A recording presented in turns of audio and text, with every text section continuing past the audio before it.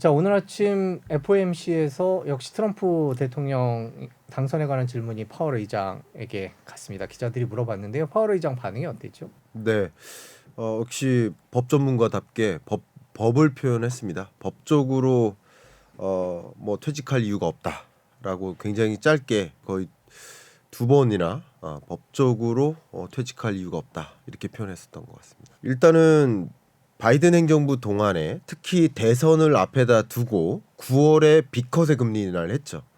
사실은 이제 유세 기간 동안에 금리 인하 하지 말라라고까지 강하게 얘기했는데 금리 인하도 아니고 그러니까 베이비 컷도 아니고 비컷을 했기 때문에 굉장히 강하게 비판을 했었습니다. 유세 현장에서. 그러니까 정치적인 금리 결정이라고 해석하니 당연히 트럼프 입장에서는 마음에 안 들죠. 그러니까 그런 관점에서도 아마도 정치적으로 해석했을 때 아마도 트럼프는 뭐 예를 들면 특히 레드 스윕이니까 더더군다나 그러니까 상하원 의원들이 뭐 어쨌든 뭐 연방준비제도 정책이나 뭐 이렇게 제도 자체를 뭐 바꿔가면서까지 법제도를 바꿔가면서까지 뭐 해임하는 거 아니냐 뭐 이런 식으로까지 생각을 하지만 사실은 그렇게까지 통제하기는 어렵다. 그리고 파월뿐만 아니라 그밖에 나머지 연준 위원들도 그렇게까지 가는 사례는 많지 않다.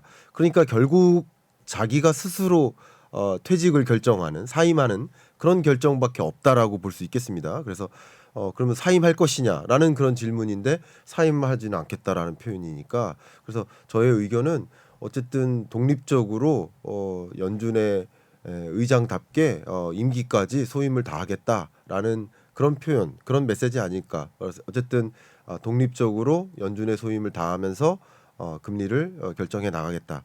데이터 디펜던트한 그런 결정을 해 나가겠다. 그런 표현이라고 볼 수 있고 어쩌면 교과서적인 발언이라고도 해석해 볼 수 있겠습니다.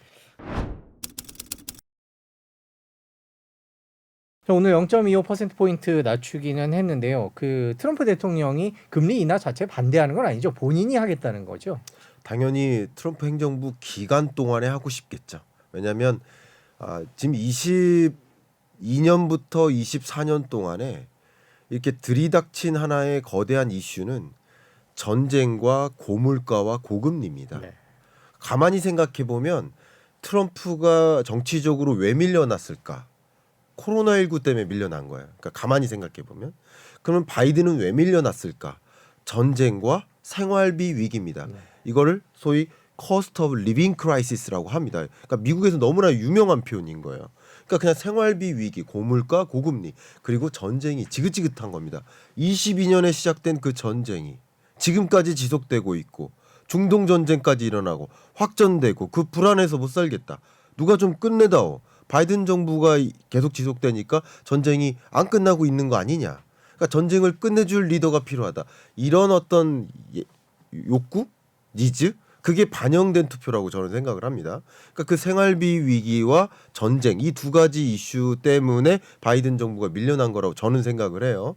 그런 관점에서 당연히 트럼프 행정부가 시작된 이후로 금리를 선물처럼 인하시켜주고 싶은 마음도 있을 것이고 당연히 금리 인하라는 이 액션은 경기 부양책이니까 또 트럼프가 그림 그리고 있는 건설 산업이라든가 또 경기 부양적 노력 속에서 부동산 경기 부양책 뭐 이런 여러 가지 것들 관점에서 트럼프가 자기 정권 기간 동안에 하고 싶은 욕심이 있겠죠. 그래서 어쩌면 바이든 행정부 동안에는 적어도 대선 전에는 하지 말라라는 그런 액션을 좀 취했지만 어쨌든 트럼프 행정부 동안에 하는 것을 가장 원하지 않을까 그런 생각을 합니다. 결국에는 인플레이션을 잡기 위한 정책들이 병행돼야 금리 인하가 가능할 것 같은데 트럼프 대통령은 어떤 정책을 펼 거라고 보십니까? 그래서 저는 이게 정치적으로만 자꾸 접근하면 네. 이게 해석하기가 굉장히 어려워질 것 같은데 저는 그냥 개인적으로 그 전에도 비정치적으로 데이터 디펜던트하게 의사결정을 해왔고 앞으로도 더 데이터 디펜던트하게 의사결정을 해오겠다. 그러면 이제 예를 들면 많은 분들의 또 의문들 중에 하나가 트럼프의 정책 공약들을 다 이렇게 분석해 보면 네. 트럼플레이션이 발생하는 거 네. 아니냐. 뭐 관세 올리고 또 불법 이민자 내보내고, 그러니까 그냥 이민자를 차단하는 게 아니에요. 불법 체류자를 차단하는 거예요. 그리고 뭐 예를 들어서 경기부양책으로 국채를 대규모로 발행하면 또 그게 또 인플레를 자극하고 또 경기부양 효과 때문에 또 감세 정책 이런 게 다 결국 인플레를 야기하는 거 아니냐 뭐 이런 그림들을 그리시는 분들이 계세요. 그러면 금리 인하 어려운 거 아니냐, 금리 인하를 원하겠지만 저는 사실은 그런 그림을 그리지는 않습니다. 일단 첫 번째, 관세율을 끌어올린다. 관세를 왜 올릴까요? 관세 올리는 목적이 뭘까요? 관세 올리는 것은 관세를 부과해서 높은 가격으로 수입하기 위한 목적이 아닙니다. 관세를 올린다는 것은 너네 제품 안 받겠어라는 뜻이에요. 너네 제품 안 받고 수입을 차단하고 우리나라 제품 쓸래, 우리나라 산업을 보호하기 위한 수단인 거예요. 그게 보호무역주의라는 거죠. 그러니까 관세를 끌어올리면 저마다 세계 각국이 서로 관세를 끌어올리는 시대가 되고 보호무역주의 시대가 오기 때문에 세계 전반적으로 디플레이션 압력이 작용합니다. 그래서 역사적으로 보호무역주의 기조가 생기면, 그러니까 관세율이 올라가는 기조가 생기면 전반적으로 오히려 인플레이션이 꺾입니다. 디플레이션 압력이 생깁니다. 그러니까 물론 관세율이 올라가면 수입 물가가 올라가겠지. 아니면 그 물건을 수요 안 하면 대체재를 쓰니까 국산에 다른 더 비싼 물건을 대체로 쓰는 거 아니냐. 어쨌든 물가가 올라가는 거 아니냐. 이렇게 생각하시겠지만 세계적으로 전반적으로 글로벌 수요가 둔화됩니다. 네. 그래서 저성장 압력이 작용돼요. 단편적으로 물가가 한 가지 요인에 의해만 결정되는 게 아닙니다. 예를 들면 가장 대표적인 예가 이거예요. 요즘 전쟁 계속 진행되잖아요. 그럼 전쟁이라 하면 국제 유가 상승 압력이죠. 근데 전쟁인데 왜 국제 유가가 요즘 하향 안정화될까요? 글로벌 경기가 둔화돼서 원유 수요가 줄어들고 있기 때문입니다. 한 가지 요인에 의해서만 가격이 결정되는 것이 아니다. 다양한 상하방 압력이 있는 것이다. 근데 역사적으로 단 한 번도 관세율이 올라가는 구간에 인플레가 자극된 적이 없어요. 네. 그러니까 이게 목적과 그것이 미치는 영향을 생각해 보면 그래요. 실제로 GDP에서 무역 규모가 차지하는 비중이 점진적으로 줄어들기 때문에 세계적으로 기업들의 성장 둔화가 야기됩니다. 그래서 이게 저성장 고착화를 야기할 것이기 때문에 그게 글로벌 인플레 압력을 자극하기보다는 글로벌 디플레 압력을 자극할 것이다라고 보고 있고 그런 관점에서 인플레를 자극할 거라고 보지 않습니다. 그 밖에 또 여러 가지 요소들이 있는데 그런 식으로 잘 생각해 보시고 또 한 가지는 뭐 트럼프는 어쨌든 가장 큰 그림으로 그리고 있는 것은 마가예요. Make America Great Again이에요. 그럼 그렇게 하기 위해서는 기본적으로 생각하고 있는 것은 미국 내 모든 첨단 산업을 다 싹 가져오겠답니다. 그럼 싹 미국으로 밸류체인을 완성하려면 어떻게 됩니까? A부터 Z까지 반도체, 우주산업, 뭐 예를 들어서 로봇 산업, 자율주행, 뭐 전기차, 배터리 그 미래 유망 산업들을 A부터 Z까지 다 하겠다는 거예요. 예를 들면 반도체라고 해보겠습니다. 그럼 반도체에서 설계를 주로 미국이 가져가고 있어요 지금 현재. 근데 설계 말고 소재 일본이 가져가고 있는 거, 장비, 그리고 파운드리 대만이나 우리나라가 잘하는 거, 그리고 시험 검정, 그리고 판매, 서비스는 현재 미국이 잘하죠. 빅테크 기업들이 하니까. 그러니까 이런 A부터 Z까지에 해당되는 모든 밸류 체인에 있어서 반도체를 미국에서 다 완성시키겠다예요. 이게 다 가져가겠다는 거예요. 그럼 이렇게 다 가져가기 위해서는 기본적으로 기업하기 좋은 환경을 만들어야 돼요. 그러니까 반도체뿐만 아니라 나머지 모든 유망 산업들을 그렇게 유도하기 위해서는 법인세도 떨어뜨려야죠. 관세율은 올려야죠.